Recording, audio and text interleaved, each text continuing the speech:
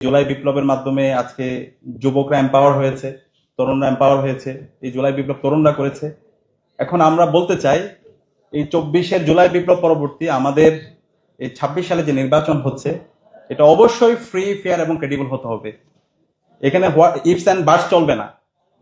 আমরা রাজনৈতিক দলগুলোকে আহ্বান করব এবং এখানকার ইন্টারিম যারা দায়িত্বে আছে এবং নির্বাচন কমিশনকে আমরা অনুরোধ করব, এই জায়গায় কোনো ছাড় দেওয়া যাবে না। এই নির্বাচন যদি ফ্রি, ফেয়ার, ক্রেডিবল আমরা করতে না পারি, তাহলে বাংলাদেশ আবার পথ হারাবে। এবং এর মাধ্যমে আমাদের এই প্রতিষ্ঠানগুলোকে শক্তিশালী করার মাধ্যমে আমাদেরকে গণতন্ত্রের স্থায়ী রূপের দিকে আমাদের প্রবেশ করতে হবে। এবং সে জায়গায় রাজনৈতিক দলগুলোকে ঐক্যবদ্ধ হতে হবে। জামাত এবং বাংলাদেশপন্থী যারা রাজনৈতিক দল আছে, এখানে এবি পার্টি আছে, সবাইকে ঐক্যবদ্ধ হতে হবে। আমরা সাময়িকভাবে হতে পারে আপনি সাময়িক লাভবানের জন্য ইঞ্জিনিয়ারিং করে আপনি জিতে আসলেন, কিন্তু এই ইঞ্জিনিয়ারিং করে জিতে এসে আপনার তো কল্যাণ হবে না, এই জাতির কল্যাণ হবে না। এখন বর্তমান সময়ে সবকিছু ওপেন, আমরা দেখতে পাচ্ছি কে কি করছে, কার মনোভাব কি। তো সেখানে এখনো সময় আছে। কেউ যদি আপনারা ইঞ্জিনিয়ারিং করতে চান, তাহলে আপনি নিজের পায়ে নিজে কুড়াল মারতেছেন।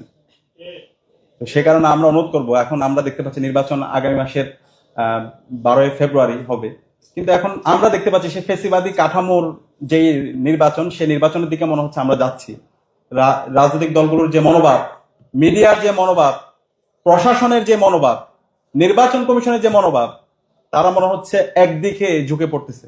সমতল মাঠের যে কথা বলছি, সেটা নিয়ে আমাদের ট্রাস্ট ডেফিসিট তৈরি হচ্ছে, আস্থার সংকট তৈরি হচ্ছে। আমরা অনুরোধ করব, আপনারা এই ভুল করেন না।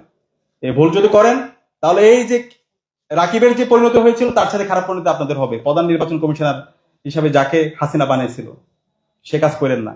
সময় আছে। আমরা অনুরোধ করব, সবাই দায়িত্বশীল আচরণ করেন।